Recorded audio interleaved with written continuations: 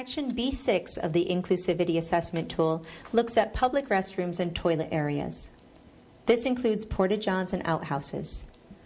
On that first line, you will record the number of restrooms you assessed. For example, a community center might have restrooms located in the main lobby and a second set of restrooms located near the fitness center. You would assess both restroom areas, the lobby restrooms and the fitness center restrooms. You will always assess the unisex restroom, if there is one available. You will use an additional restroom checklist to assess the other restroom areas. You may not be able to assess every restroom at the recreation site. If you are female, you may only be able to assess the women's room. If you are male, you may only be able to assess the men's room. Whenever there is a family or unisex restroom provided in an area, you will always assess that one.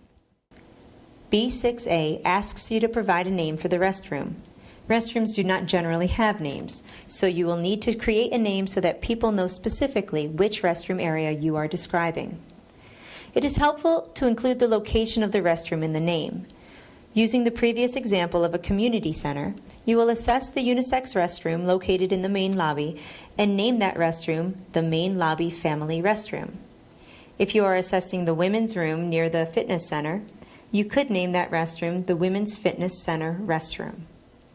The next 5 questions ask you to assess the route of travel from the entrance to the restroom. Question B6G asks if there is a single-use restroom provided. Examples of single-use restrooms include unisex or family restroom or a family-assisted restroom. These are bathrooms that can be locked for individual use so that they can be used in privacy by a family or by someone who is providing personal care for someone with a disability. Question B6H asks which restroom is assessed, male, female, or unisex. Question B6I addresses the signage of the restroom. In order to indicate that the restroom signage is clear, we need to have 3 things present. We need to have correct wording, universally recognized symbols, and Braille or raised lettering.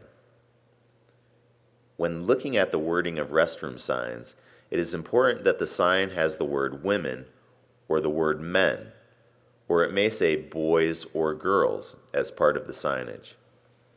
If it is a unisex restroom, it should have the words unisex or family present. Many of you may have seen signs that say things like bucks and does or roosters and hens.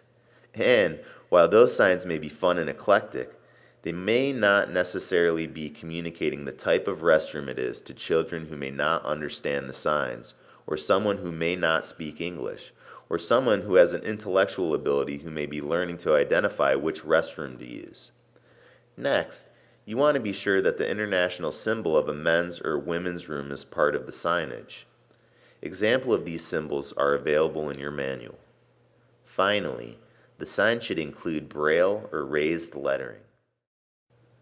Questions B6J through B6N asks you to describe the entrance to the restroom.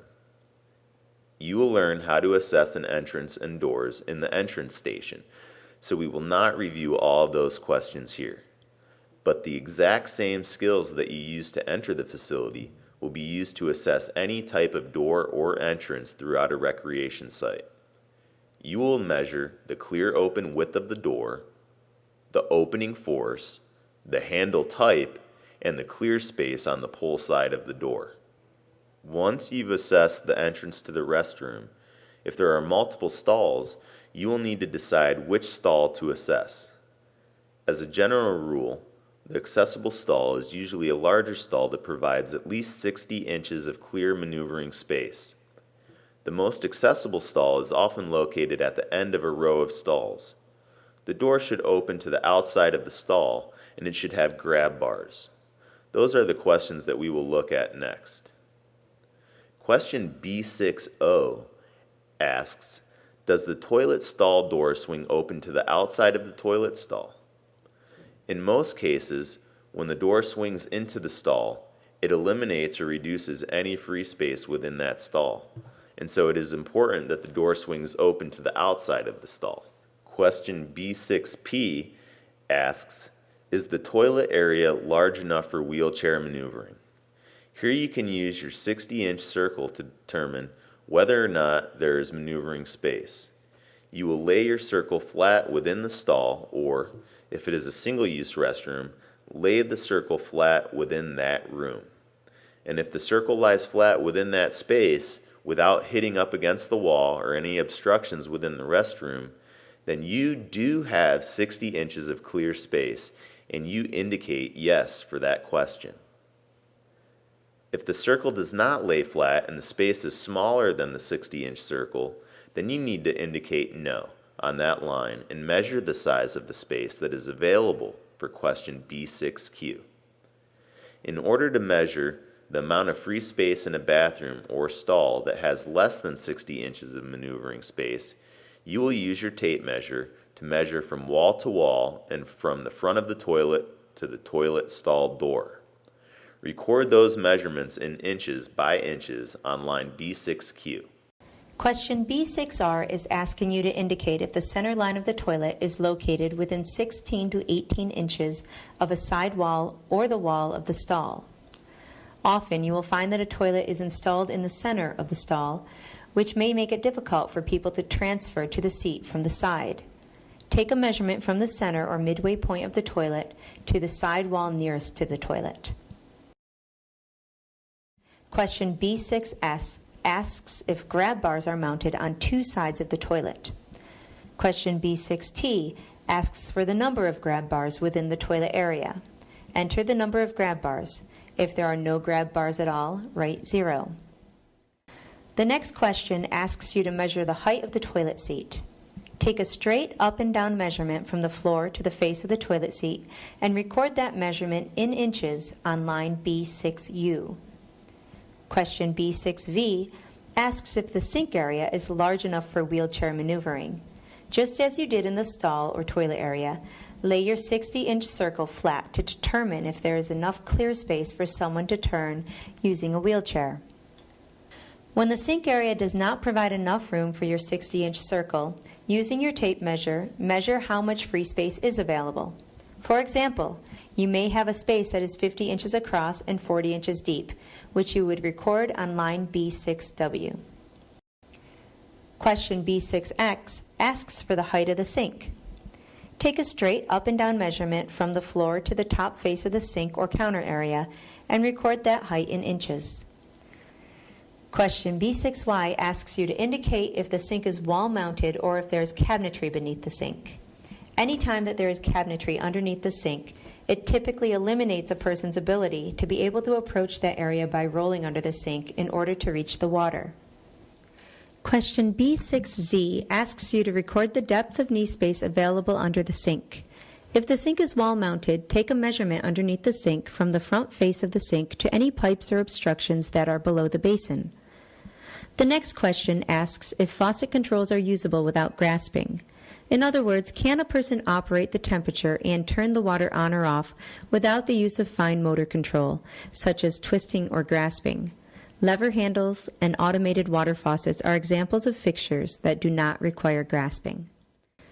The next few questions ask you to assess soap and paper towel dispensers. When you are in facilities that have multiple paper towel or soap dispensers located at varying heights, you will measure the dispensers that are easiest to reach. These are usually placed at a lower height for easy access. For example, in a bathroom that has hand dryers mounted at different heights, you will measure and record the lowest dryer from the floor to whatever button, lever, or indicator activates the soap, hand dryer, or paper towel dispenser.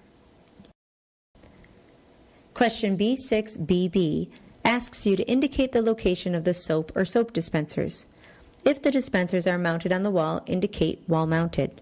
If the restroom has a bar of soap or bottle of soap on the sink, check the box that says on sink.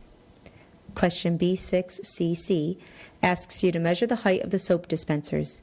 If there is a bar of soap or soap dispenser resting on the sink, check the not applicable column. There are times when the soap or paper towels are mounted above the sink.